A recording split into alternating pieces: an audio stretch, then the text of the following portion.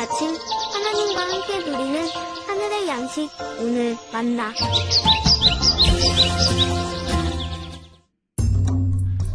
사흘째 되던 날 갈릴리 가나에 혼례가 있어 예수의 어머니도 거기 계시고 예수와 그 제자들도 혼례 청함을 받았더니 포도주가 떨어진지라. 예수의 어머니가 예수에게 이르되 저들에게 포도주가 없다. 여자여, 나와 무슨 상관이 있나이까? 내 때가 아직 이르지 아니하였나이다. 그의 어머니가 하인들에게 이르되 너희에게 무슨 말씀을 하시든지 그대로 하라. 거기에 유대인의 정결 예식을 따라 두세 통 드는 돌 항아리 6이 놓였는지라. 예수께서 그들에게 이르시되 항아리에 물을 채우라. 하신즉 아귀까지 채우니 이제는 떠서 연회장에게 갖다 주라. 하심에 갖다 주었더니 연회장은 물로 된 포도주를 맛보고도 어디서 났는지 알지 못하되 물떠온 하인들은 알더라. 연회장이 신랑을 불러 말하되 사람마다 먼저 좋은 포도주를 내고 취한 후에 낮은 것을 내거늘 그대는 지금까지 좋은 포도주를 두었도다. 예수께서 이 첫 표적을 갈릴리 가나에서 행하여 그의 영광을 나타내시며 제자들이 그를 믿으니라. 그 후에 예수께서 그 어머니와 형제들과 제자들과 함께 가버나움으로 내려가셨으나 거기에 여러 날 계시지는 아니하시니라. 오늘 본문은 예수님께서 생애 첫 표적을 보이신 사건입니다. 바로 물을 포도주로 바꾸신 표적이었죠.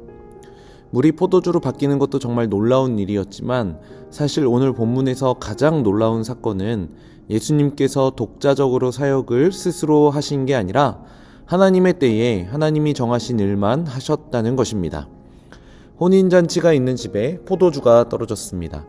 포도주는 기쁨과 잔치의 상징이었죠. 그런 잔치에 포도주가 사라졌다라는 것은 더 이상 잔치로서의 의미가 사라진 것을 가리키는 겁니다. 기쁨이 없는 거죠.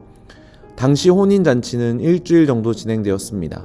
그런데 혼인잔치를 준비하는 혼주의 입장에서 포도주가 떨어졌다라는 것은 가장 큰 수치 중에 하나였습니다.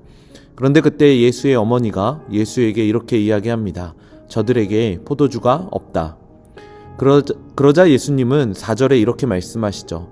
예수께서 이르시되 여자여 나와 무슨 상관이 있나이까? 내 때가 아직 이르지 아니하였나이다. 포도주가 없다는 말에 아직 때가 이르지 않았다라고 말씀하시죠. 사람들이 마리아의 요청에 주목했을 것입니다. 모두가 예수를 향해 시선을 고정하고 있을 때 그러한 시선에 구애받지 않고 오직 하나님의 때를 구하는 예수님의 모습을 우리는 본문을 통해 보게 되는 것이죠. 이러한 차원에서 예수님은 이제 더 이상 마리아의 아들이 아니라 하나님의 아들로서의 공생애를 본격적으로 시작했음을 알 수 있게 됩니다. 결국 예수님이 하시는 사역들은 사람의 필요나 사람의 요구에 따라서 좌지우지되는 것이 아니라 하나님의 때와 하나님의 뜻에 따라 사역을 하시는 분이시다라는 이 사실을 알게 되는 거죠. 결국 하나님의 뜻은 잔치집에 모인 사람들이 기쁨을 누리는 것이었습니다. 그래서 하나님은 그 뜻을 이루시기로 결정하셨던 거죠. 그렇게 예수님께서는 첫 표적으로 항아리의 물을 포도주로 바꾸셨습니다. 먼저 예수님은 항아리에 물을 채우라고 하셨고 하인들은 거기에 물을 가득 채웠습니다. 그리고 그 물을 떠서 연회장에게 갖다 주었는데 너무나 맛있는 포도주로 바뀌어 있었던 것이죠. 그리고 이 포도주를 맛본 모든 사람들은 신랑을 칭찬합니다. 왜냐하면 보통은 처음에 좋은 포도주를 주고 나중에 좋지 않은 포도주를 주는데 이 혼인집의 주인은 계속해서 좋은 포도주를 주었기 때문이죠. 그런데 이 같은 사건을 바라보면서 다른 반응을 보였던 사람들이 함께 등장합니다. 바로 포도주를 전달한 하인들과 제자들이었죠. 그들은 이 표적을 보면서 예수님께 영광을 올려드리게 됩니다. 11절에 보면 이렇게 기록합니다. 예수께서 이 첫 표적을 갈릴리 가나에서 행하여 그의 영광을 나타내심에 제자들이 그를 믿으니라. 예수께서 보이신 표적이 그의 영광을 나타내신 사건이라고 말합니다. 하나님의 영광이 예수님께서 베푸신 표적을 통해 드러나게 된 것이죠. 사실 유대인들은 항아리를 돌로 만든 것은 돌은 변하지 않는 것이기 때문에 더러워지지 않는다라고 생각했기 때문이었습니다.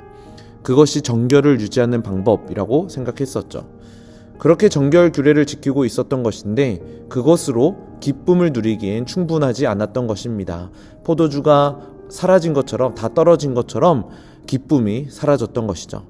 결국 진정한 기쁨과 풍성한 만족은 예수님으로부터만 주어질 수 있는 것입니다. 예수님이 주신 포도주, 예수님이 주신 기쁨은 완벽했고 풍성한 것이었습니다. 그것을 통해서 잔치에 참여한 모든 사람이 풍성하게 누릴 수 있게 되었던 것이죠.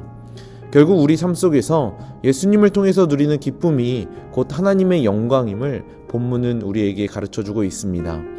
이런 차원에서 우리의 삶을 뒤돌아보길 원합니다. 우리는 무엇을 통해 기쁨을 누리고 있습니까? 내 스스로 나의 기쁨을 채우려고 하는 우리의 모습이 있지는 않습니까?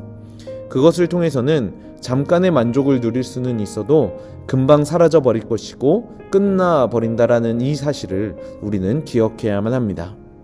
우리 주변에 우리를 기쁘게 하는 것들 정말 많이 있습니다. 이것만 가지면 행복할 것이다 라고 생각하고 만족할 수 있을 것이다 라고 생각하지만 실제로는 더 허무해지고 실제로는 더 공허해지는 것을 우리는 삶을 통해 경험하고 있습니다.